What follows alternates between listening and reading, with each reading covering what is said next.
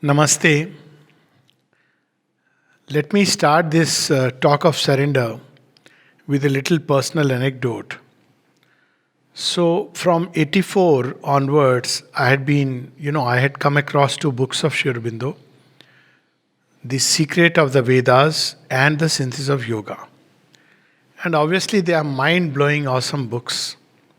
And as I would read, I would be more and more fascinated and interested in doing the yoga, and many things followed during that period.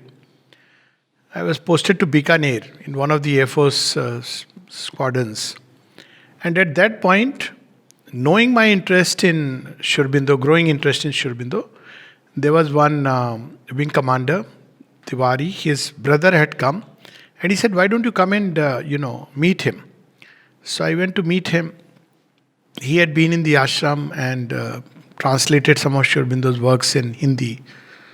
So it was an interesting meeting. Of course, most of the things he was saying, I had already got that core of it, or so I thought. So he asked that, "Do you want to ask anything?" I said, "I have only one question." And that question was that this yoga has to be done by a steady application of will. I asked him that because after reading all that, it's so mind blowing.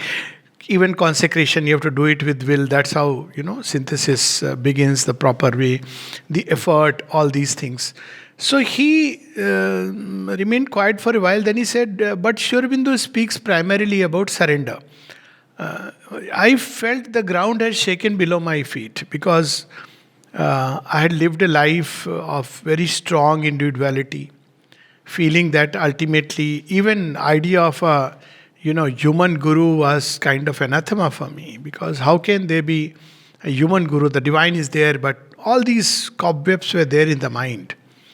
And when I heard the word surrender, first time I heard the word surrender, which impacted me. I had begun to read the synthesis, just begun to read.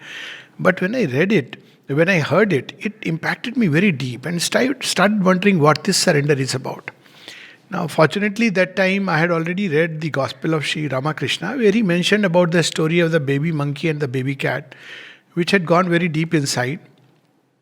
And then, as I went through the journey, I discovered slowly what really this surrender is.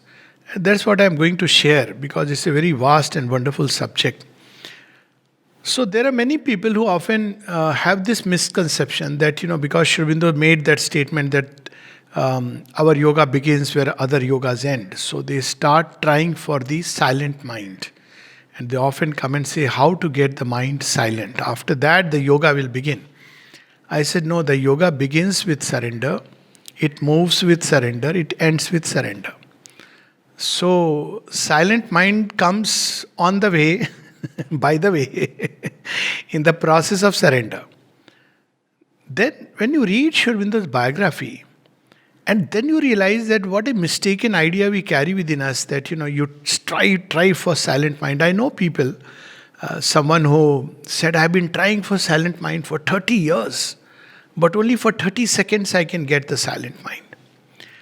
Well, when you read Sri Aurobindo's own first experience of the silent mind, or rather the nirvana consciousness, when Sri Aurobindo was asked that, "Sir, you could do it in 3 days' time," because we read that, he pushed away the thoughts and everything. So you could do it in 3 days' time, but what about mortals like us? Sri Aurobindo said that, "Well, I got it not because of my own effort, but because of the grace of the Guru, or Krishna and Kali, if you like." So when you go back into the entire journey of Sri Aurobindo, and of course the mother, it is evident beyond any measure, right from every prayer and meditation, every prayer we read, and when we read her life. So it's very evident that even that experience of nirvana, overwhelming experience, that came through an act of surrender. And Lili Maharaj asked him, he said, "Do you feel the presence in the heart?" And he said, "Yes." "Can you surrender yourself completely to the guidance within?" He said, "Yes." And since then, everything that Sri Aurobindo did, everything he spoke, everything he wrote, wherever he went, it was in that state of surrender to the divine master within, till he himself identified, because he is an avatar, but he has to play the human part of the human Leela, arrive at that realization which we must arrive at, open the doors, and then take the work further. So in Sri Aurobindo's life, we see this very prominently, this ability to surrender unquestioningly and unreservedly to the divine. And this is a path he has shown for us, because that life is a marvelous example. So we also know that when Sister Nivedita once tells him that, see, the British are after you, both of them were working together in the Karma Yogin, and when Sri Aurobindo leaves for Chandanagar, it is she who manages the Karma Yogin for some time. So Sri Aurobindo laughs and says, you know what, who would know better than you that I have given myself to the Divine Mother, and I can only move if she gives me the Adesh. If it is her will, I cannot move without that. And this we see right through in Sri Aurobindo and the mother's life. So what really is this surrender? At one level it appears very easy. Sri Ramakrishna's story has been told by Sri Aurobindo and the mother both, and there are very beautiful exchanges between Sri Aurobindo and Nirodha, where Nirodha says, but is it really possible that if we take a baby cat attitude, we can really arrive at the realization? Just to recap the story, most of us may be aware, Sri Ramakrishna spoke of the two paths, and the mother describes the same way, that there are two paths of yoga. One is tapasya, the other is surrender. So tapasya is the path where we rely on our own effort, whereas surrender is where we rely mainly on the divine grace. So it's not either or exclusive. There cannot be a tapasya. Really, at some point, tapasya has to surrender, because he realizes that ultimately the one for whom he is striving and aspiring for is far greater, far beyond anything his mind can conceive. At the same time, surrender implies a certain amount of tapasya, which we'll speak about as we go by. So the mother speaks of these two paths, tapasya and surrender, and she compares it, as Sri Ramakrishna has said, the baby monkey and the baby cat. So baby monkey is tapasvi, he holds to the mother monkey, and he holds by his own effort. The problem is, as long as he can hold, it's fine, but the day he lets go, he can fall miserably and break all the bones. And of course, we know that that's not a very healthy state, happy state to be in. Whereas the baby cat is held by the mother cat, and the mother cat carries the baby cat. And all that the baby cat has to do is to say meow meow. Let me modify it, mama. So that's the baby cat attitude.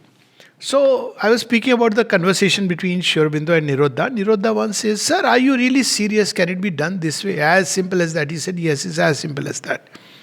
So he asked further that, you say it is as simple as that, but after all, even with a baby cat attitude, one has to do some tapasya. So Sri Aurobindo's answer is very illuminating. He said, that's the baby cat trying to become a monkey. It's amazing. He said, but for people like you, it may be understood, but what about people like us? He said, all the more reason. For you, surrender is should be the mantra. So this way, there is a whole lot of exchange. So how does the path of surrender really begin? The first thing is to be very clear that surrender can only happen if we look upon the divine as a being. Now, whether the divine is a being, force, consciousness, I am not getting into it. But it's common sense logic that one, or a state of superconscient, means what? Superconscient means one is aware of everything in the creation, in its all intimate details as well as in its essence.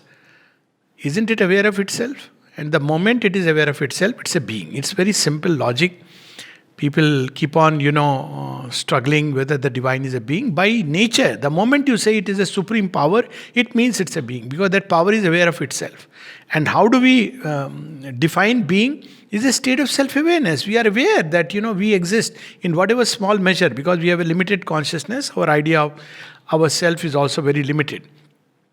So it implies, the first step in surrender is, it implies that there is a divine being.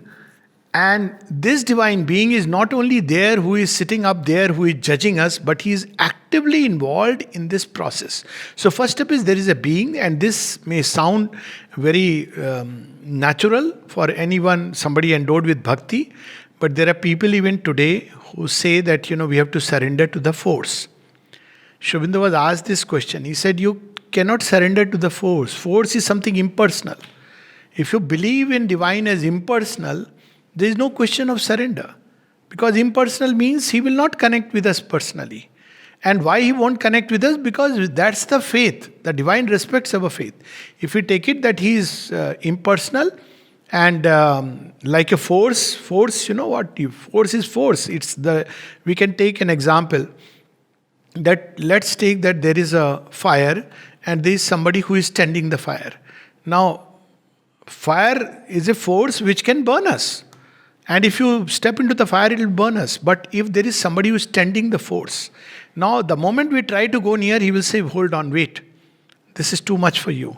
Wait, step by step. So, if we approach the divine as an impersonal force, then we should forget about surrender. It implies that we have to make our own effort. So, he is a being. So, what kind of being he is? Not one who watches the drama above. That's a very, shall I say, Semitic kind of a Christian conception of God. The divine in Indian thought is someone who is not only watching from above, but he has entered into the creation and its million processes has become this creation. So the second step is that, well, the divine is there, intimately connected with the very fabric of our existence. Wherever there is existence, there is the supreme existence. In fact, all existence derives from the supreme existence. In a certain way, everything is a miniature Satchidananda, if you want to put it like that. And because it's a miniature Satchidananda, it wants to recover its wholeness of Satchidananda. That's the metaphysical part of it. But the moment we imply that the divine has entered into creation, we say Kan Kan mein Bhagwan hai. So if he is there in every atom of existence, obviously, he is there with us. Logical. So if he is there with us, what should we do? When a child goes to a fair, mela, what does a child do? Nowadays, we don't have those kind of melas because now we have mela has changed into malls. So when the child went to a mela, what would he do? He would simply hold the finger of the papa, or he will be in the mother's lap. After that, he is moving into the world. This, that, 1,000 things. Father will buy, not buy. Sometimes he will cry, sometimes, But father is keeping an eye, or the mother is keeping an eye. And the child is very comfortable about it. He knows that it is implied within it that he will go through the whole thing, get back to the house safely. Now, this is what actually surrender means, that we have the mela of the world. World is mela. And one approach is, I'll explore it on my own. Fair enough, the divine says, fine, if you want to do it. But the divine always keeps a watch. We are running in the mela, and sometimes, in those Hindi movies where two people bichud gaye, there was a movie called Gora Kala. So in that, the twins get separated. This is a very interesting story of inner life. It's not about a movie. So they get separated, and after many years, they reunite. How do they reunite? They discover that they are both wearing the same tabij on their heart, chest. So what is this Gora Kala? When we try to go into the mela by our own effort, then we are split into two parts. Therein is in us everyone a bright part, which is beautifully turned towards the divine. Somewhere it knows the divine. And there is the other part, the rebel, the revolt, who turns into a dacoit, literally in the movie. Who becomes a vagabond, but doesn't realize that actually he inherits the same thing as this bright part. And a time comes when he starts fighting with the bright part, saying, no, I want the property and it's my right. He doesn't know it's actually his right and he is willing to give it. But when does the union take place? The union takes place when they both discover that there is in the center the same mother. They have the same mother. So the bright part within us is those parts which owe an allegiance to the divine. The dark parts are those parts which refuse, which reject, which revolt, which take a blanket. No, I don't want the divine. And that's where the whole play becomes a play with many, many twists. Now, there are those who are endowed with this bright part is very luminous, because this dark part which is here, meant to give brightness, this complicated part is not yet developed so much, or they have arrived at a kind of evolution or a very harmonious constitution that the heart takes the lead. Now, the beauty of the heart is the Creator resides here. All the mystical literature will tell us that this is the place of the Creator. That's why we do Namaste. We don't say hi, bye. We don't say hi, how are you? In fact, this is used to, is a gesture indicating my fate is bad. When people do this, it means your fate is bad. When they do this, it means, yes, I am with the Creator. See, very spontaneously we do such acts. And if the person is putting the hand on the belly, it means I am hungry. So you see, these are spontaneous, inbuilt, instinctive things. So the Creator is here in the heart, and there are some people who are very fortunate, or they have done some sadhana in the past life, or some act of some equation with the divine, that they operate from here. The heart is the operating system. And for them, surrender comes very easily, and life becomes very beautiful, spontaneous, outflowering. So I have seen such people, and when you ask them, when you tell them this is happening, that is happening, oh, North Korea is going crazy. So they will say, God is watching over it, you don't have to worry. Or if you say, what about Corona? It is, Mother is watching over us. And it's so beautiful. They just blossom like that. We read Savitri, where, growth of the flame, where all kinds of beings come. So there are some who, like a flower, answer to the sun. So they answer to the divine. So they are the ones whose operating system is here in the heart, and the mother says these are the ones who will go very fast. But there are some who have entered into the complex maze of evolution. The operating system is here. It's not that it is bad or good. Well, both have their own plus and minus. This is a very complex road, long road, but in the end it also creates a very, very complex and much wide realization. That's what the mother has said. Those who operate from here directly, they will have, it's like a narrow, swift road.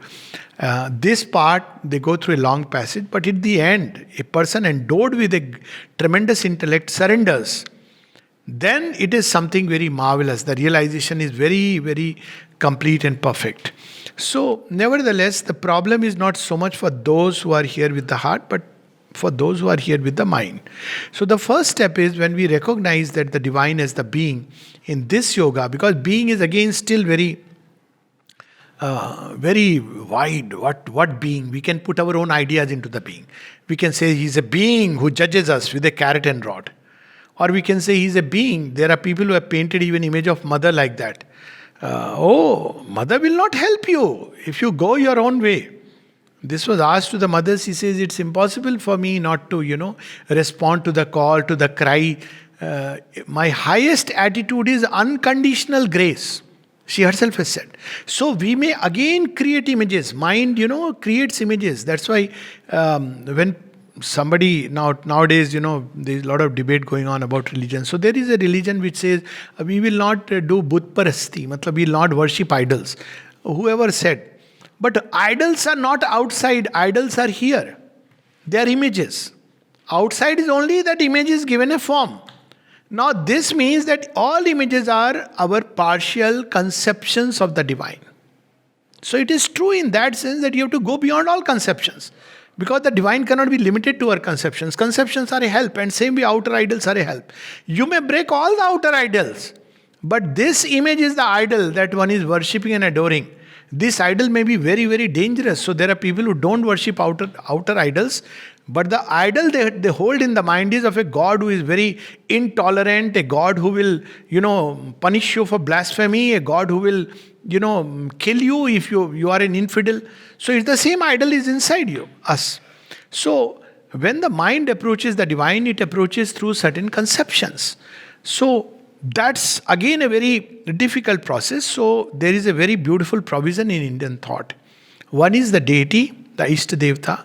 So with the Ishta Devta we have certain associations, certain connotations. Or even better, the Guru. So when Sri Aurobindo was asked, why is it said that the surrender to the Guru is the greatest surrender of all? There is that famous, saying, Guru Gobind do khade kake lagu pao, balihari Guru aapki jin Gobind diyo milaye. So why surrender to the Guru is regarded as the surrender of surrenders? He says, because when we surrender to the divine within and the divine beyond, our outer being does not participate. Why it doesn't participate? There are some people who say, everything is inside. So, what is the point when they see people bowing down at the Samadhi or at the relics centers? They feel, oh, these people are ignorant fellows. Divine is all inside. You can realize inside, true, but then the body does not participate.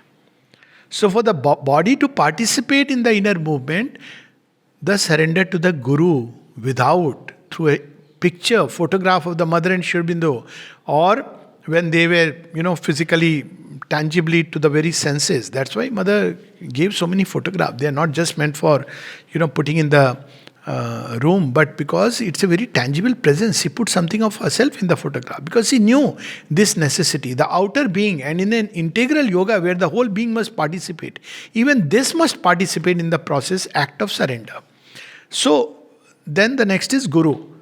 And when, as the mother says, when the Guru is none else but the avatar himself, then there are no limits to the realization.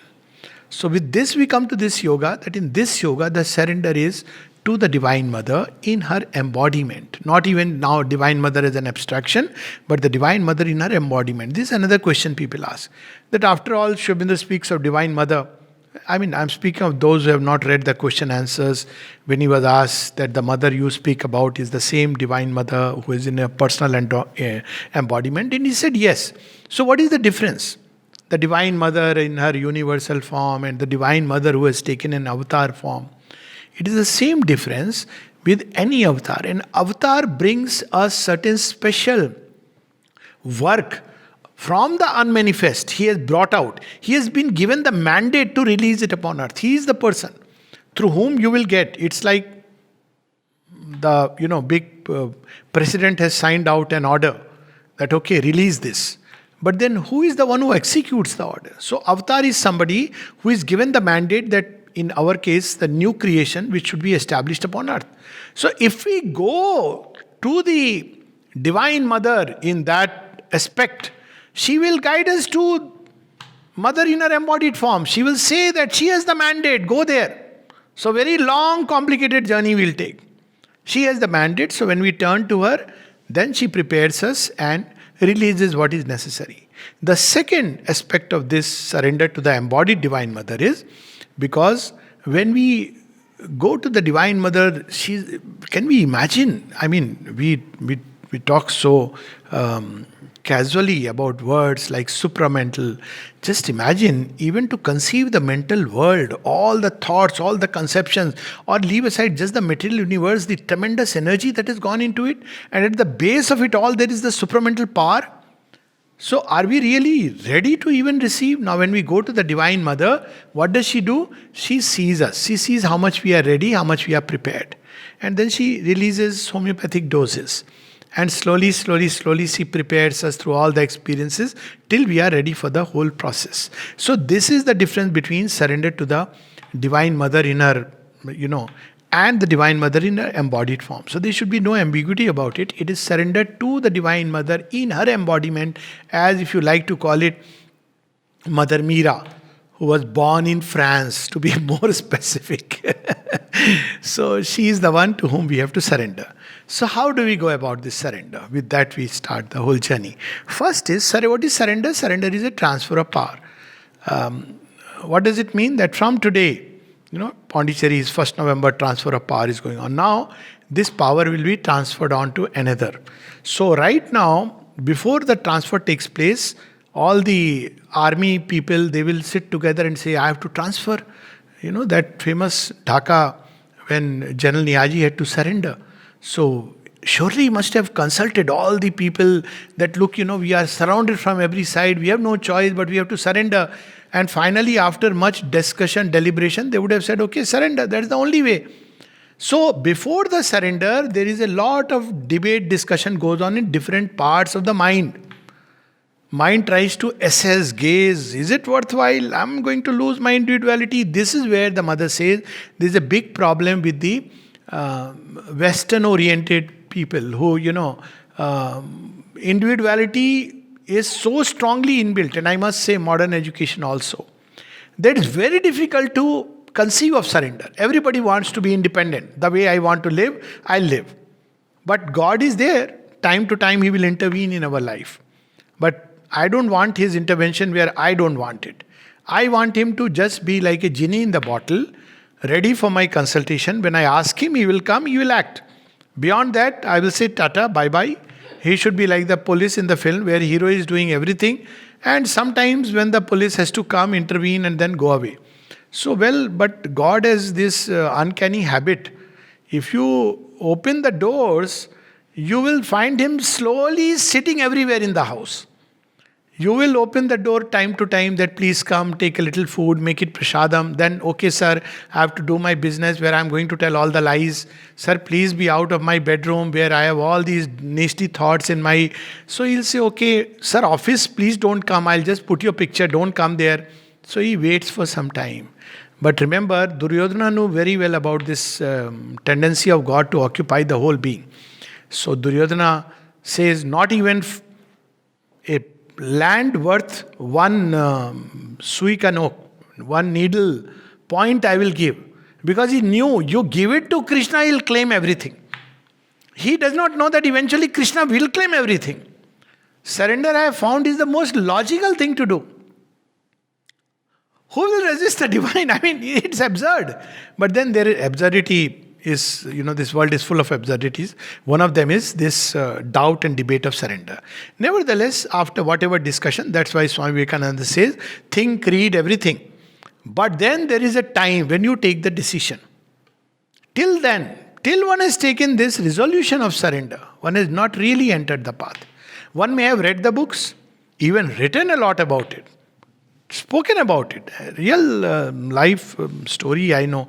In Patiala, somebody who had even translated, portions of Savitri, and he used to give talks on essays on the Gita, and he would say, it's the same thing what Shankaracharya has said.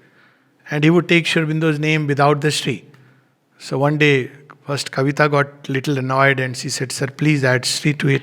And then he said, oh, that is, people who have faith, they talk like that, but it's not necessary. You have to rise to that level. All this nonsense started. Do you know the meaning of the word Shraddha, Sanskrit? So I said, okay, now let me get into the fray. So this is the kind of people. So don't be carried away by these things. Surrender is the beginning of yoga. Surrender is when we say, okay, Lord, this is yours. I am yours. My destiny is yours. Take care of me. I don't know how you are going to take care. Any which way. He doesn't care whether we say in Sanskrit or Kannada or the dumb language of the stone, the bird, the beast. In fact, he hears them better off. Human mind will be so complicated. Am I saying the right mantra? Shri Arvinda Sharanam Mama, Maamira Sharanam Mama, is this first or that? This is how human mind will operate. Oh, Mother, Shri Aurobindo is my refuge. But it will start, how I should intonate. Animals are very simple. Cows, calf, why she is worshipped, I have my own version. Cows are worshipped in India because as soon as they are born, they say Ma. Okay, they say Ma, Ma. And cats are never killed. It's a sin to kill cat because they come very close to it, meow, meow. So that, nevertheless, it's the responsibility to hand over. Now the general has said, come in, and we are signing a document. So where is the document signed? It's signed in the heart, in the sanctum sanctorum, where the divine, it's a contract between the divine and the soul. Sometimes even the mind and the heart do not know what has happened. It has happened behind the veil. Like many of us don't know what really would have transpired between General Neyaji and General Arora. What they would have spoken to each other. All that we know is the document was signed, there are some pictures. So this document is signed between the soul and the divine. Okay, now my life, my destiny is yours. Then the game starts. This is not the end. So there are people who think, oh, I have surrendered myself to the divine. Well, hold on. Now, now there are two kinds of responses that nature will make. There are those who never really agreed to this idea of surrender. When General Neyaji signed the document, there may have been many who would have been very unhappy, revolted, but they have no choice. So a part of our being, maybe mind as a delegate, it surrenders. But there are other portions of the mind we say, no, we don't really agree. Fifth columnist, they will murmur doubt. Are you sure? Is really the divine?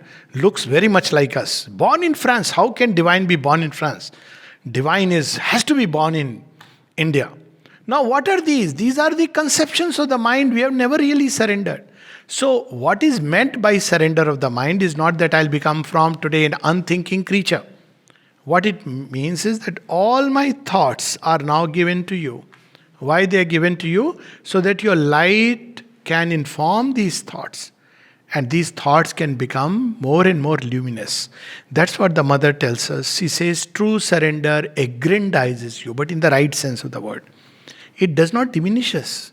People are very afraid, oh, I have surrendered. What about my individuality? Okay, stay with individuality, small little being. But when we surrender, it becomes something many, many times. It changes both in quantity and quality. Quantity because it touches the infinite, and quality because it touches the permanent. All our knowledge is so transient. Today it is this, doctors, so much, when sometimes doctors are very proud people, oh, we know.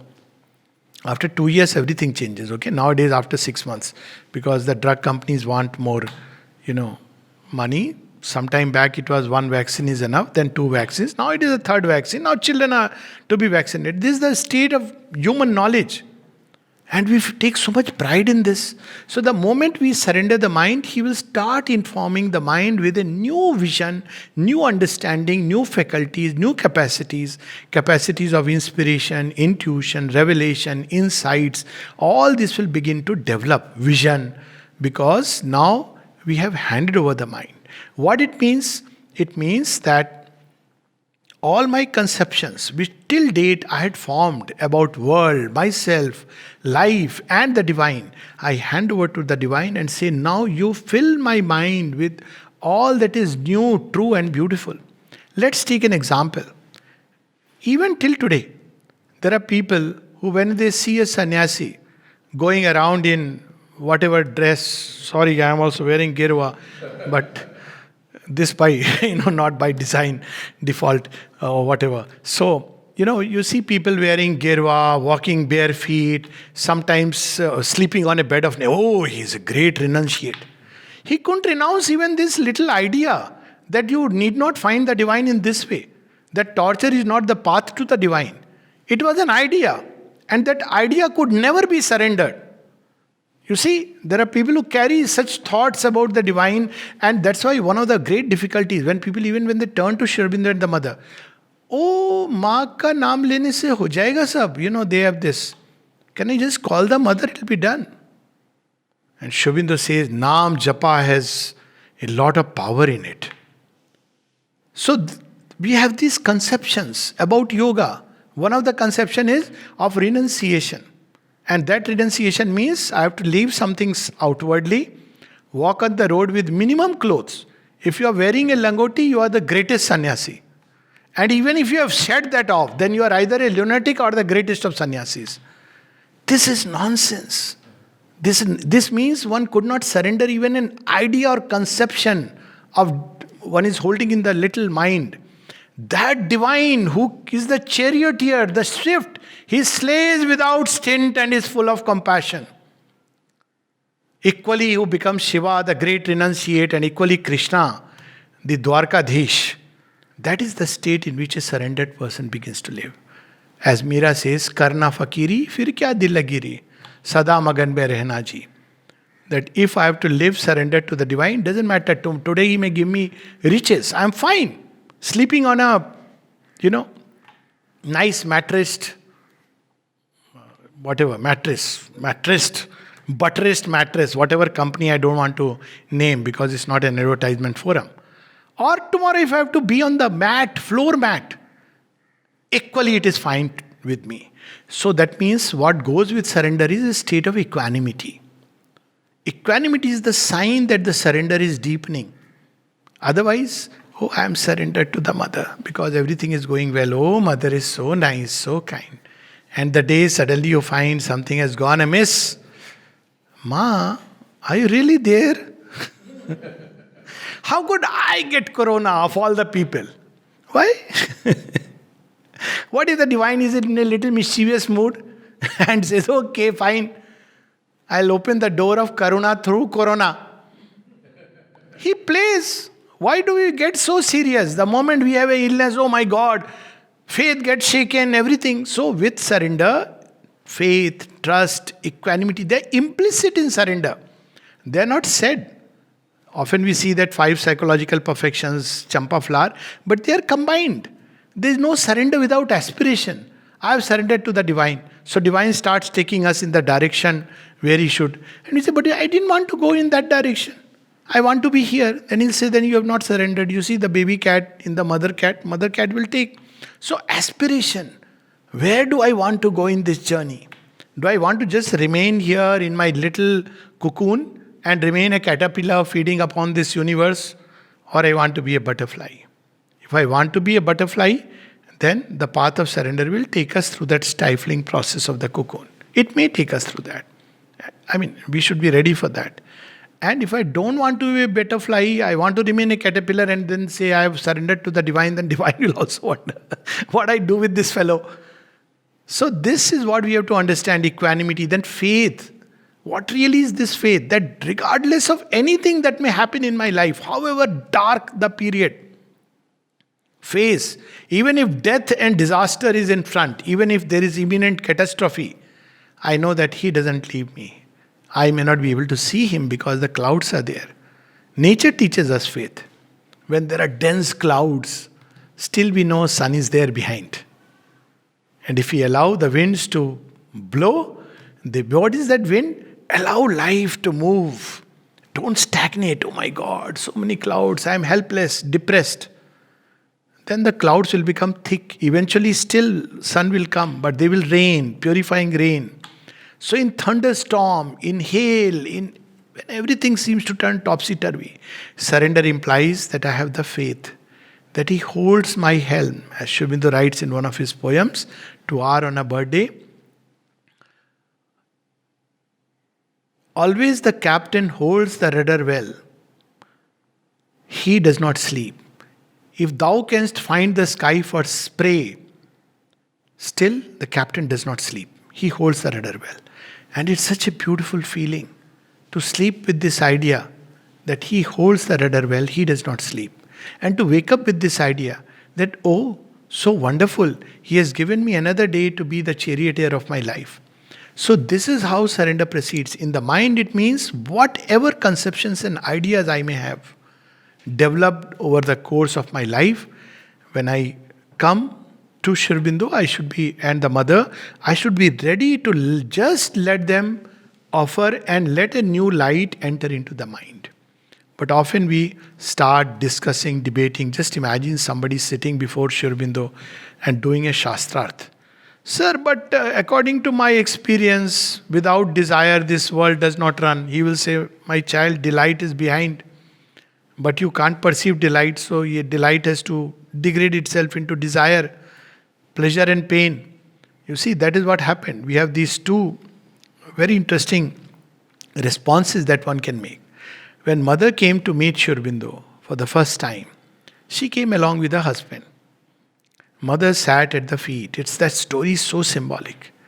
And her husband sat in the chair in front. And they were discussing. So her husband was saying, this world is born out of desire, strong Buddhist influence. This world is a creation of desire. So you must get rid of desire. Conclusion is same, but you must get rid of desire so that you melt into nirvana. And Sri Aurobindo would say it is made out of delight. Get rid of desire so that you can wake up to delight. And mother says, while they were discussing like that, she was just sitting at the feet and saying, I have formed a very complex synthesis in my head because of all her experiences. What experiences? She had the experience of the Buddhist nirvana. She had the experience of all the entire Kundalini awakening. She had the experience of the entire occult worlds, gone through the process of death and come back. She had experienced the Raj Yoga, the Yoga of the Gita, and had realized the divine within. All these Sri Aurobindo, that she was an adept in the Buddhist Yoga and the Yoga of the Gita before coming here. And born free. Still when she comes and sits at Sri Aurobindo's, by the side of Sri Aurobindo's feet, she says, suddenly while they were discussing, she experienced this entire silence of the mind. coming down, down, down, percolating. And then on 1st April 1914, she writes a prayer. I feel I am like a newborn child who has no past. Surrender means this capacity to erase the past. If the divine wants us to become a child, we become a child. That's the capacity. That's what surrender does. There are so many stories I feel like, but paucity of time, but reference I can give. There is a very interesting poem. And the poem is about Mahatma's Kuthumi. So sometimes even we have this idea that I have practiced a lot of yoga. Long time we have to travel. But when we go as a child, Lord, I don't know what is yoga. Teach me what is yoga. He will hold us by the hand, carry us in his heart, and tell us, well, I'll do the yoga for you. Hold on. So this is the difference. One is I'll do the yoga myself. And the other is the divine does the yoga for us. Does it imply no personal effort? No, that's not a right way to look at it. That is tamas. It means I will sit like a block of stone. Now imagine if I sit like a block of stone and the divine says, come, I have come to lead you and take you out. And I said, no, I hold on to my, not doing effort tantamounts to resisting. I don't want to get up from there. I hold on to that little piece of land. Ultimately, if we have surrender, he will take us. I often give this example of a bird which is caught in a bush, thorny bush, wants to escape. It calls the divine. And the divine comes with his luminous hands. Now there is a dilemma for the bird because it has found a comfort zone within the bush. There are people who feed seeing the poor bird, but nobody is capable of really taking out. And then when these hands come, the bird begins to be afraid. So surrender implies trust and not fear. And it doesn't want to come out. And it tries to flutter. And in the process gets a little hurt. So this is when we don't put in any effort, that means we have said surrender, but we have not really surrendered. But here the difference is, effort means I am assisting the process. That's all. Arjuna had surrendered. That's what at the end of the Gita, Sarva Dharman Parityaja Mamekam Sharanam Vraja. Aham tva sarva papebhyo mokshishyami ma sucha. So did Arjuna say, okay, fine, wonderful. So you have shown in your Vishwarup that everything you are doing. So it's okay, why do you want me to act? Let me go away. You will do everything. So Arjuna, Sri Krishna has explained to him that this is a privilege given to you. You will have the liberation. You will have the great joy, the delight of being the hero of this war. So we have to choose. In any case, he will accomplish the work. So when we put in effort, it is simply a privilege given to us. One, so that the process is a little smoother, so that we don't resist the divine grace when it acts upon us. And the second is we get the delight, the joy. When Mother was asked, what is the point of aspiring when the divine will accomplish itself? Divine has already decided. So why do you want us to aspire? She says, my child, it adds this intensity of aspiration, adds to the delight. So this effort is a grace so that when we meet the divine, we say, so wonderful. You know the difference? When somebody is staying in the room, suddenly God comes, knock, knock. Who are you? I'm God. I'm in my banyan. Please wait, let me get ready. And when God comes, we may be formal. Okay, God, I have my list of things and my wife's list of things or husband's list of things and children. That's how we... But imagine when we have to meet God. So we have not really enjoyed the meeting. We have not taken the delight. He is all Anandamay. But imagine when like Sabri we have waited every day, cleaning the floor. One day he will come, one day he'll come. And when he comes, that delight, that's why this world has been made. Or when we take the trouble of even walking. You see that pilgrim shrines are invariably located on mountain tops. Some of them inside a cavern. Not easy to go there. But it is symbolic of the journey. If suddenly God appears before us, we'll also wonder, are you really serious? Am I hallucinating? Next day the person will go to a psychiatrist. Sure enough, he'll label him crazy. But when we undertake the journey means effort. Always he is carrying us. Always he is walking by us. And imagine the delight of the journey. If God comes and tells us, I am going to be with you, and you carry on with your things, or would you come along with me on a journey? What would we choose? I would certainly choose, I want to be with you, take me along wherever you want to go. Rather than I'll continue to do my things, you just be around. That's what we do with God. He becomes a little murti in our puja room. And then that puja room we click pictures and post on WhatsApp and God knows. My puja room. Puja room is here. This is where the surrender has to be made. Yes, it's wonderful to have puja room, certainly. That's the core of a house. But every room should become puja room. He will invade one day or the other. So this is what surrender of the mind means. All these conceptions, thoughts. Surrender of the heart. All my attachments. Everything and everybody to whom I am attached. It doesn't mean leaving them. Okay, from today, I have no brother, no son, no father, no mother. And then next moment, if a phone call comes, Appa, what happened to you? It's not like that. All these are there. But tomorrow when they are taken away, I know that you are my father, you are my mother, you are my brother, you are my sister, you are my friend, you are my child.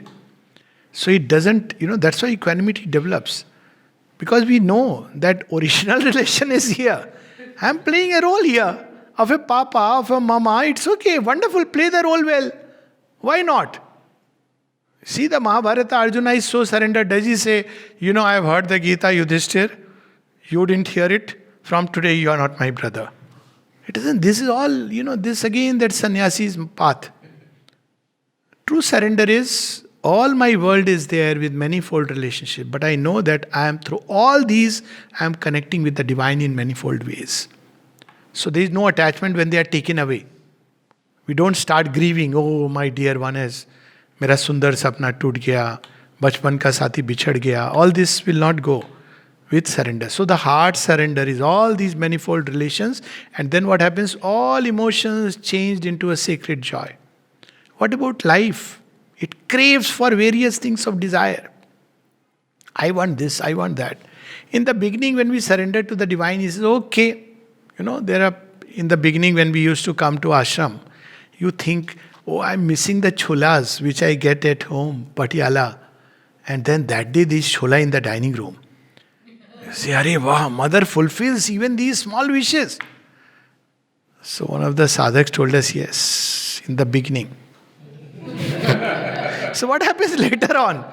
Later on, she'll take away these small wishes. You see, because that's the game. So then when you don't know the play, then later on you'll say, Arey, mother has changed. No, this is the play. When Sri Aurobindo was asked, why does the divine fulfill certain desires when, it is supposed to trap us? He says, because in the beginning, this is the way human beings connect with him. Some want to remain in that kindergarten state. Always he'll give us lollipop at our demand. But one day we have to grow up. So he takes away the remote of the television. He takes away the lollipop. He says, child, please sit and do some hard work. So the lollipops of desires. And we are very happy. So he gives us. And best is to understand, not to get attached to them. Then he doesn't have to do extreme methods of snatching away. But if we have surrendered, and he has said yes, Mother says, if you have surrendered to the divine, and he has said yes, then the whole world cannot keep you apart. So be in the world, but not of the world. Belong only to the divine. Doesn't matter. People will call you 100 things. Good names, bad names, insult you, praise you. Don't be carried away. Huh? Oh, my praise, wonderful. When people insult you, that person, he doesn't know my worth. All these belong to divine. Insults and criticism, we can pass it on to the divine only if even the praise we pass on to the divine. Inwardly. Not outwardly, oh, it is all mothers, but inwardly feeling puffed up. See, what a wonderful instrument I am. Divine can pick up a wheel. That's what Sri Krishna reveals. Now he can pick up a wheel, a block of wood, and change it into Sudarshan Chakra. So there is nothing to do. Instrument of the divine, he makes, he uses. And when he takes it aside. That's what mother described. When she's asked, Mother, when we work, does it not imply surrender? The question is asked in the ashram context, applies everywhere. Centers are there where people are given a work. People get very attached to the work and to the chair. So mother says, no, not necessarily. You may be given a work, but the most important surrender, she says in that passage, Collected Works of Mother, Volume 4, it's a must read. She says the most important surrender is the surrender of your character. You have a way of being. By character, it's not character in terms of moral. Morality is not character. Character is integrity, not morality. What you have chosen with a conviction, you stand by it. That's power. So when Arjuna chooses that I'll give surrender to this person, that's why even when divine comes and there is a battle between the two, he says, I appreciate your standpoint. So that's character, man of integrity. So when we choose the divine. So she says that when you choose, we go to a work is meant to purify and change us.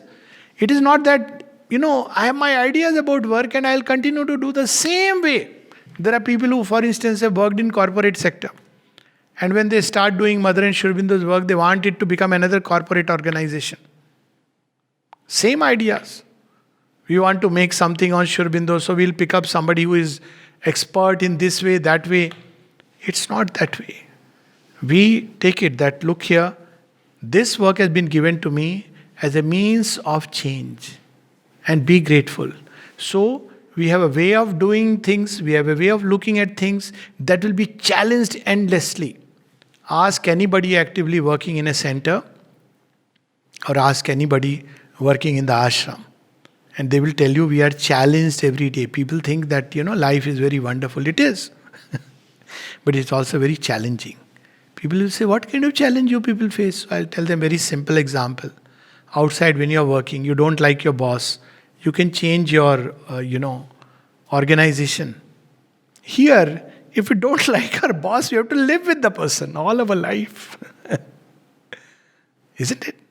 So it gives us an opportunity to change. It makes us plastic, white, supple. All these things. So when we surrender, we have a way of doing things, we have a way of understanding things. Even common thing, we do it for a result. When the results don't come, even mother's work, she has used the word disinterested. Even in a work that, this was something which in Bangalore I had, people are aware, in 91 or 92 when they had asked me to, be the secretary in the Alsur Bhavan. So I opened a prayer to guide me how to be. And there was a prayer which says, disinterested work, even in things which seem to serve you best. I said, now you have given a googly right in the very first ball or a bouncer. How do I get disinterested in your work? Because I understood disinterested to mean no interest, lack of interest. But then I realized, don't be attached to the fruits. The divine does not judge us by the fruits, but by the sincerity of our efforts. There are people who may put all kinds of efforts, get all kinds of things done. That's not what he sees. Okay, he will use it. He uses everything. But at the end of the day, he sees how sincerely you did the work. And maybe people won't recognize. Everywhere it is like this. There are people who are like front piece, who will show that they have done the work. So, because I love to play chess, so I say, who are the front pieces who show up? They are the pawns in the game. Don't be carried away by being a front piece. Stay behind. Even if you have done and somebody takes the credit, don't bother. It's good for you. Good for the ego.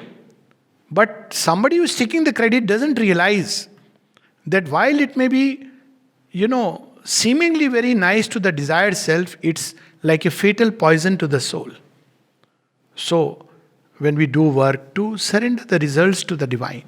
All these adulation, praises, surrender it to the divine. And then to open to the divine to teach us how to do the work.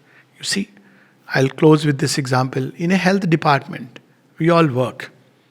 Now, if one is, and Sri Aurobindo describes it in synthesis, that on one side we surrender to the divine, inwardly we are free. Like the Gita. What is the difference between yoga of the Gita and this yoga? In the Gita, we surrender inwardly to the divine and we are free. But we are still acting according to the three gunas. And the little light that the mind has got. In Gita, of course, in the war, at least Arjuna time to time has the divine intervention. But same thing applies here, that when we surrender to the divine as a doctor, now we may have offered the results. We may get praise, we may get money, not money, it doesn't matter. But we'll continue to practice the same medicine, allopathy, Ayurveda, plus homeopathy, plus Unani, Siddha, etc., etc. But one day we have to even surrender this and pray that a greater light, a greater power of healing may flow through us. This is inadequate. This is not enough. Then the divine will show us what is the true vaccination which can make us immune. And that immunity, as she says, the supramental immunity. You see this transfer of power with which we had started, and we'll close with that. Transfer of power means now instead of my brain thinking out everything laboriously, divine Lord, please let your knowledge pour. It is such a relief. My heart, I am managing this attachment, this relationship. Oh Lord, you let your love flow through my heart and radiate wherever you want it to go. My life, striving for all kinds of things. Now this has not appeared by magic, because I want to close with a poem of Sri Aurobindo. This life, instead of struggling and striving, I want this, I want that. Let us want only one thing, and that is the divine. What will happen to my life? He will take care. Yoga Shem Bahamyam. It's the experience of everybody. That if they have sincerely turned to the divine takes care. It doesn't matter whether you are in ashram, there, here, there, Timbuktu, he will take care. He has his own ways. He has his own, as this called, beings. So slowly what is happening? We are transferring our destiny from the lower network to the higher. Right now we are caught in the lower network of forces because of the desire. So we are tied to this play of ignorance with dualities of good and bad, pleasant, unpleasant, joy and sorrow. When we start surrendering to the divine, then he pulls us out of this lower network. And then we are freed from the clutch of ignorance, from fate, from good and bad. He delivers us within, and then a higher destiny, a higher determinism begins to act. And then it starts shifting our life, within and outside. No complaints, no grudges. Today, you think even an instrument, he breaks and keeps it aside. Equal joy. That is how one should be in a state of surrender. And finally, the body. And that's where we see the mother speaks of. And the body, of course, the best way of surrendering is to engage in divine work. Without a doubt, that is the way which is simplest and easiest and best. So as we surrender to the divine, mother speaks about transfer of power of the organs. Because right now they are organized and constituted by the lower nature. Forces of ignorance, they act through the organs. That's why when we, see certain films, horror movie, we should not see and we don't see. But there are people who see. They suddenly get palpitations. Or they get a vicarious joy. But when you surrender this transfer of power of the heart to the divine, when you see, like Mahalakshmi, a divine disgust seizes upon you. All that is crude, vulgar, you step behind. On the other hand, right now, when people are face to face with divinity, okay, nice, samadhi is there. What else is there? Where are the t-shirts sold? Because the heart is not yet ready. On the other hand, somebody who has surrendered the heart to the divine, the moment one has started the journey to reach the ashram, the meter has started. That every moment he will feel the Lord travel, carry through the journey. So, because that's how he will receive us. And then all nature becomes a wide inanimate pause, hoping her Lord to touch, to clasp, to be. This is the state in which the heart enters. So, same way, everything has to surrender, the body in all its detail, right to the cellular level. So, I'll close this with this very vast, wonderful subject, with this poem of Sri Aurobindo, Surrender. O thou of whom I am the instrument, O secret spirit and nature housed in me, let all my mortal being now be blent in thy still glory of divinity. all my being, melt into the divine. I have given my mind to be dug thy channel mind. So this is what surrender implies. Surrender of the mind means the mind becomes a channel for the divine's light to pour upon earth. I have offered up my will to be thy will. Surrender of the will, where the divine governs us. Now here again, as we said, tamasic surrender is I'll have no will. I want that I should become conscious of the nights. Mother gives this example. I'll sleep every night and just pray, make me conscious of my nights. Mother says it'll take you decades. But if I say, I want to become conscious of my mind and I will for it and sleep with surrender, then what am I doing? I am offering my will to the divine will and assisting the process. So giving up the will means not willing. It means to will in tune with the divine, to start with, offer one's will to the divine, till one reaches a point where whatever one wills is an expression of the divine will. Let nothing of myself be left behind in our union, mystic and unutterable. So in other yogas, union is of the soul with the divine. Here it is soul, mind, heart, body, life, right to the cells of the body. My heart shall throb with the world beats of thy love. So right now the heart throbs at all beats of love. It should throb to your beat of love. In every being, in every relationship, it should be your love which should express itself. My body become thy engine for earth use. So you turn it into an engine. At one place, Sri Aurobindo says, frail mud engine for heavenly use, Savitri. That the frail mud engine was turned to heavenly use. And that's how it gets transformed. In my nerves and veins thy raptures streams shall move. My thoughts shall be hounds of light for thy power to lose. Hounds of light are intuitions. Intuition will flow through the thoughts. And they are not just knowledge but power. So these thoughts will awaken, radiate, and awaken corresponding light everywhere. Keep only my soul to adore eternally. For all lives, from birth to death and from death to birth. In fact, there is no death. But let me put it from the first breath to the last breath, from the last breath to the first breath. May I belong to you and you and you and you and you alone. This is the prayer of one who is practicing surrender. Keep only my soul to adore eternally, and meet thee in each form and soul of thee. How does it matter? We'll come in different forms, we'll meet different forms, but you are the constant factor, the permanent in our life. So my whole being should belong to you and you alone.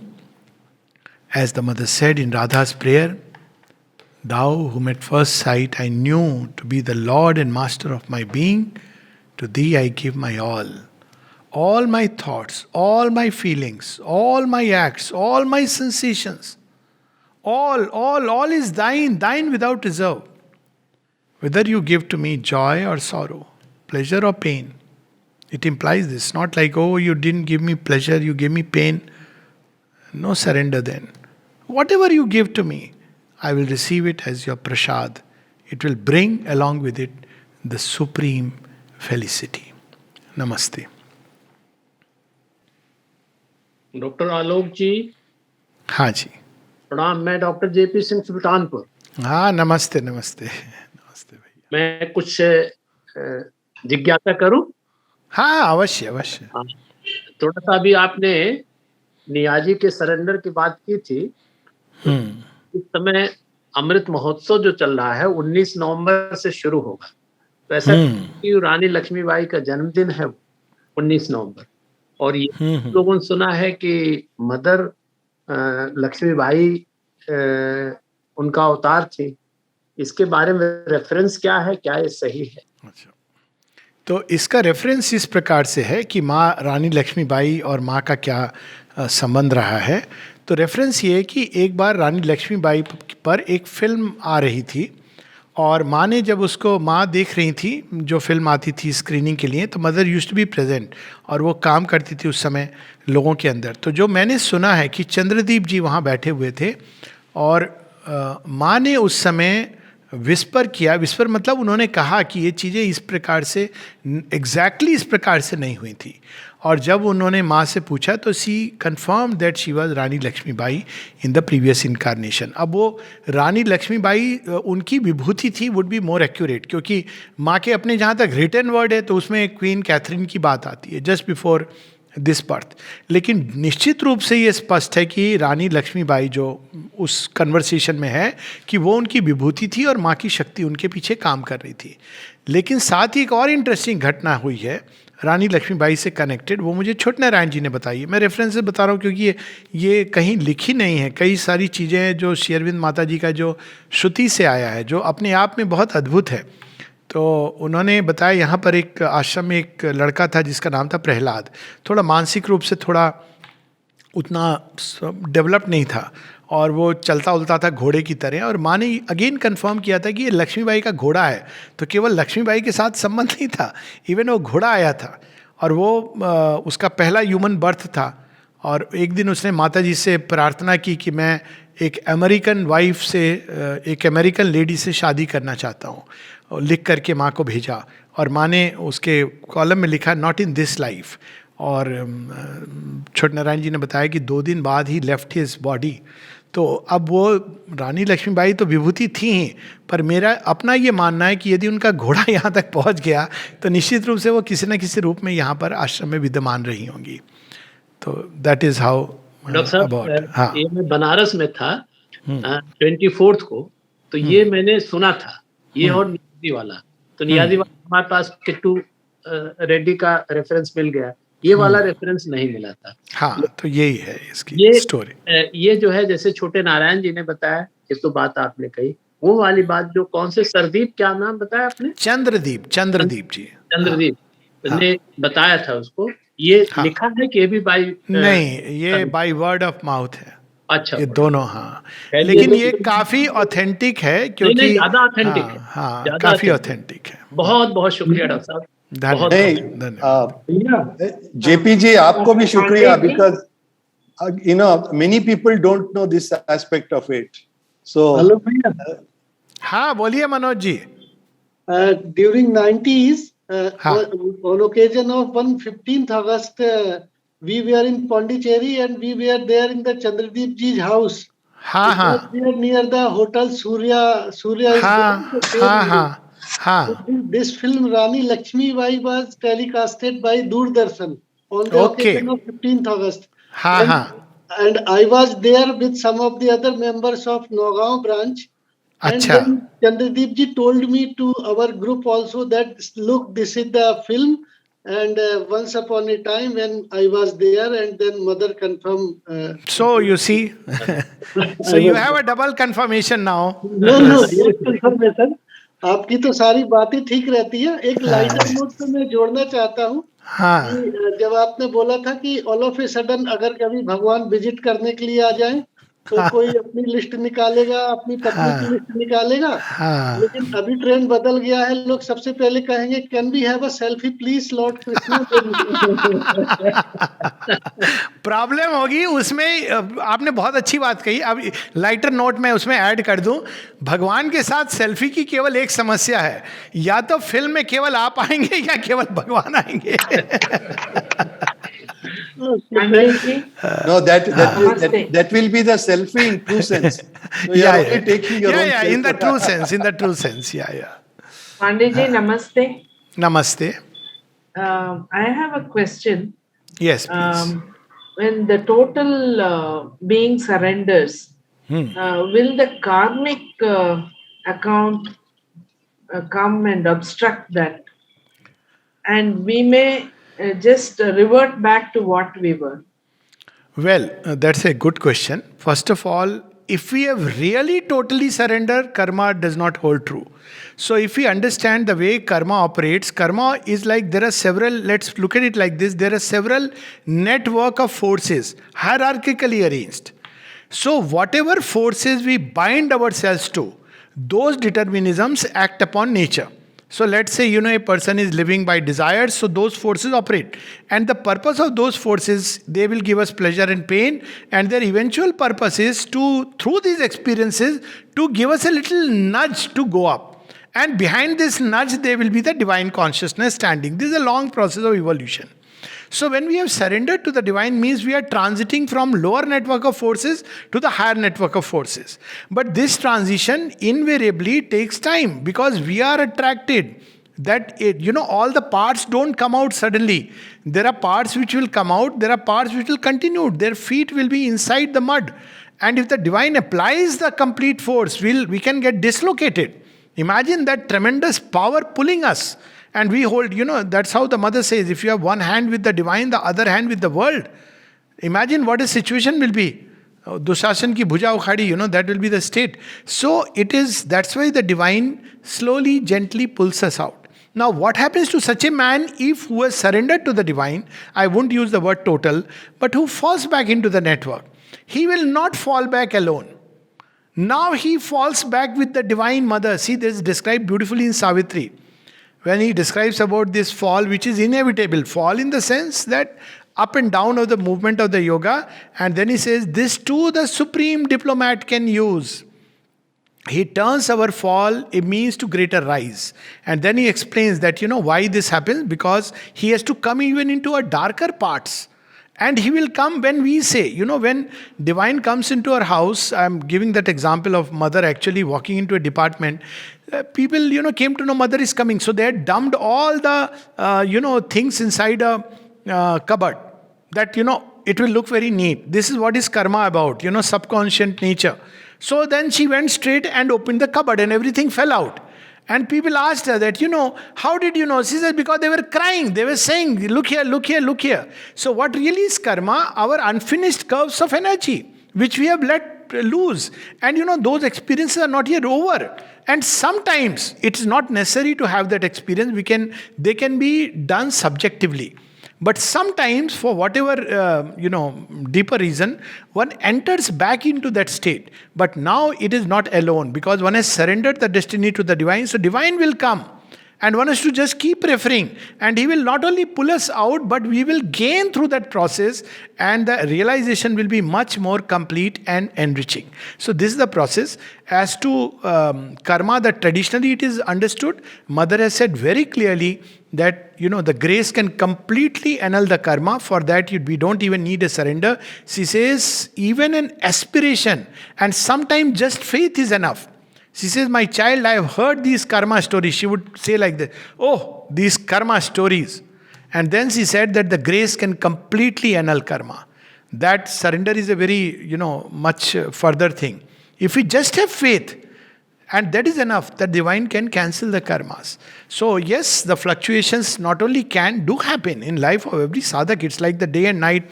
Sri Aurobindo speaks about them as Vedic rishis. When they went through it, they use the word day and night, suckling the divine child. So it will happen. But now when we have done the surrender to the divine, sincerely I'm using the word, totally is a very big word. So divine will come down with us, cleanse. He will say, okay, your subconscious room is, your backyards is not clean. So otherwise we have to keep on going there. But now he will come. And when he comes, his angels will come. And the cleaning will take place much faster. And not only will he clean, now we have a new room reclaimed for the divine. A portion of our nature which we had left untouched will also change into a temple ground of the divine. So that is the short of it. Yeah. Namaste. Namaste. My name is Siraj Datta. Yes. First of all, very, very lot of thanks for filling my heart with so much of grace and divinity, if I can say. So the question which I have is, how do I know that my wish is aligned with divine's wish? Because many a times when I do something, I say it is mother's wish. But somewhere I feel that there is some ego involved in it. That I'm telling that, okay, this is mother wish and I am doing it. But how do I know that that's aligned with mother's wish? Yes, very good question. So first is, there are two aspects we have to see, the ego and the desire element. ego will be there. Even when we are wishing something, even when it is aligned with the divine will, still the ego may be there. Ego takes a long time to go. But regarding the divine will operating, now how to know whether it's my desire or the divine will? The mother has given two simple tests. One is to see how restless we are becoming to, for the results of whatever we are doing.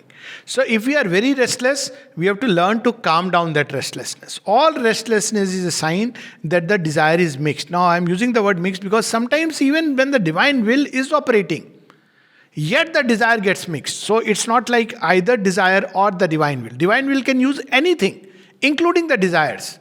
It used the desire of, many of the Maharathis who were fighting on the side of Arjuna. So that's why Nishkam Karma is one of the fundamental practices. Equanimity is a fundamental practices. And in a state of equanimity, when there is a state of inner calm, when we are sure that it's not because of any preferences of a certain kind. By preferences, I mean we prefer things which are easy, which are pleasant, which are going to give me some immediate gains, or which are going to feed my ego. When we look at and eliminate these things, and then we see there is a pravritti for an action. Divine will invariably arises as a kind of pravritti, as a kind of what is regarded as an enthusiasm, as an inspiration. And then we go ahead, but even there, because there is no absolutely certain way, so we offer it to the divine that this is how I feel moved, but I do not know whether it's really from you or not. So when we make that offering, his knowledge overrules our nescience.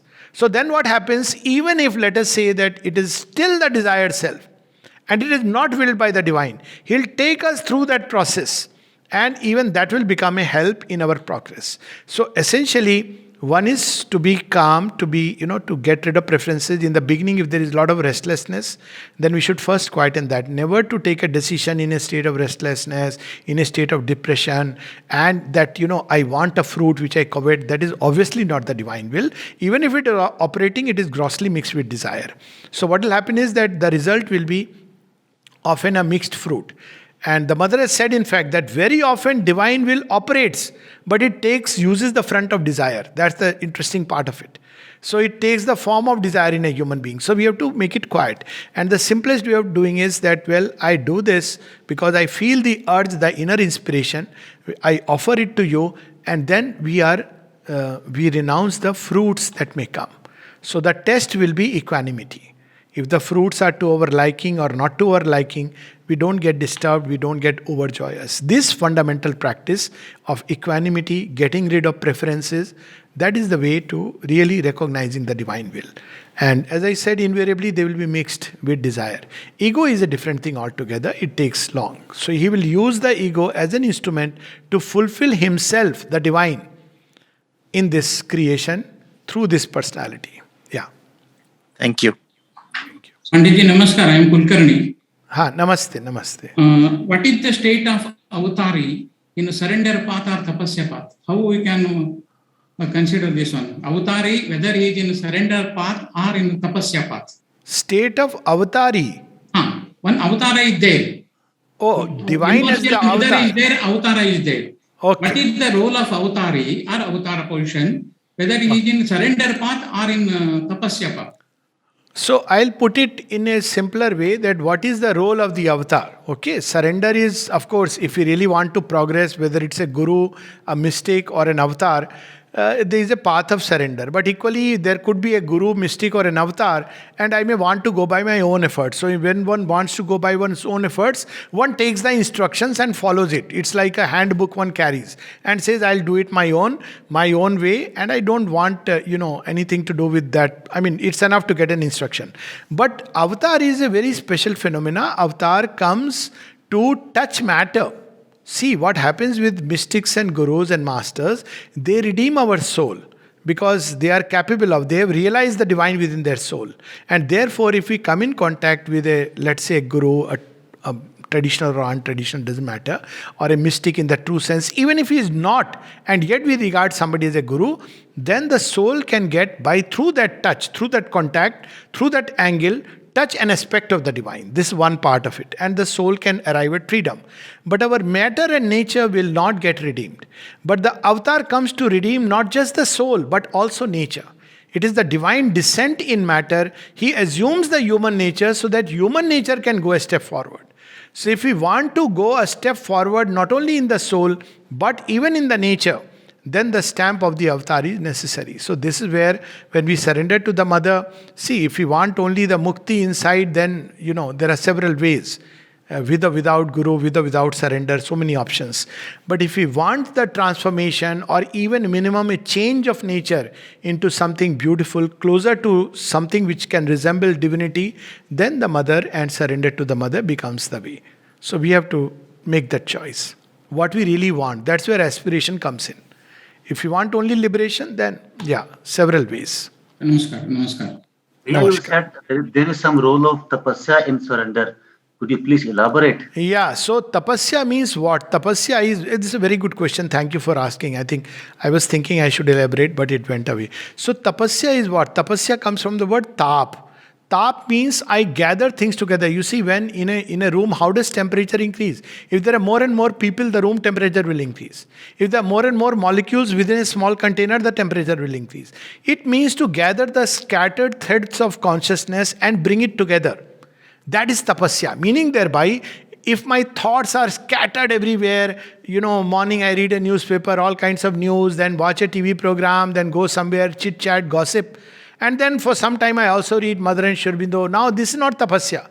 Tapasya means that my day is engaged, not necessarily in reading, but reading about the divine, thinking about the divine, reflecting about the divine. So it becomes a tapasya of the mind, a tapasya of knowledge. Similarly, my heart scattered in 100 attachments. Now, in all these attachments, I start loving the divine. Take it that, it is not these people, but the divine in them that I love. So slowly, my emotions, which are otherwise lost in pleasure and pain, they begin to become changed into one single emotion, wherein through all these people and through all these relations, I am loving the divine presence. And same with energies of life, that instead of all these energies being scattered in desired self and their satisfaction, I turn them into service of the divine. So tapasya is a gathering of the various energies and threads of consciousness which are roaming around in the world together. Now, when we do this, then only we can make a surrender in the true sense. Now, imagine a General Niazi is part of the same Pakistan army, as there is a Jawan working there, out there. So could a Jawan go and say, a Jawan could go, run away and say to General Arora that I am surrendering to you. No, but it is a one Jawan who is surrendering. It cannot be taken that the entire Pakistan army has surrendered.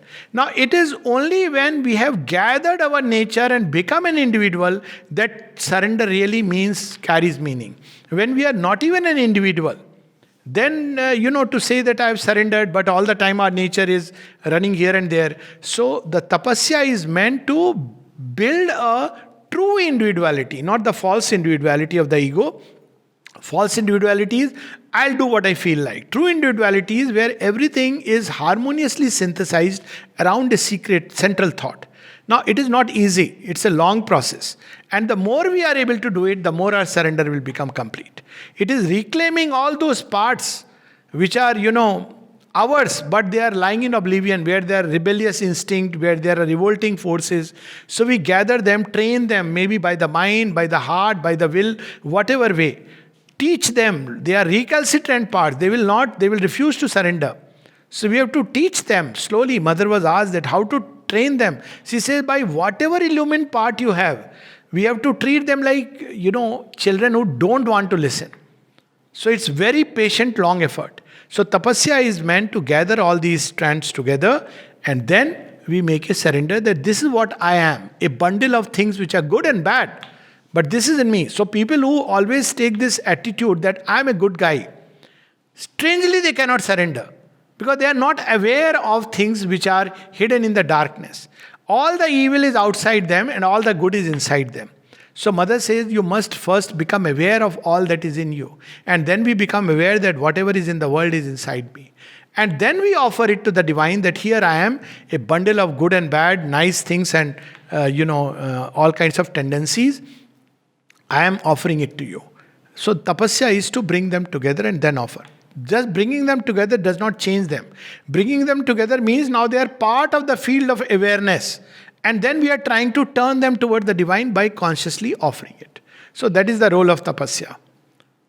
And it's a big role to play in surrender. Otherwise, we just surrender vaguely. Some soul surrenders, or very often it's a part of the mind which surrenders. Rest of it goes its own way.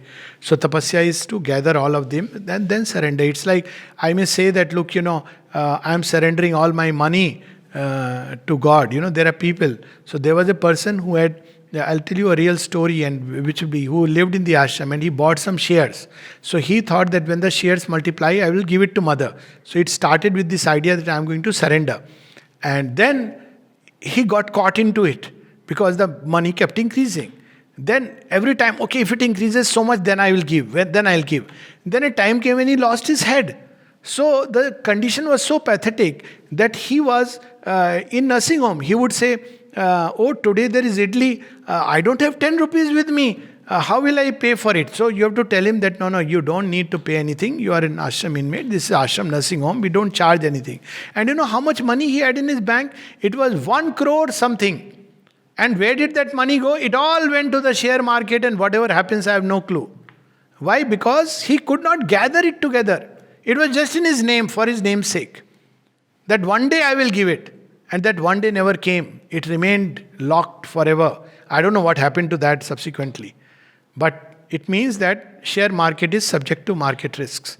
So all that we have kept for our last moment, one day I'll make my surrender. We don't know. That one day maybe tomorrow another Lord may come, Yama, and say, look here, that one day is too far off, come with me.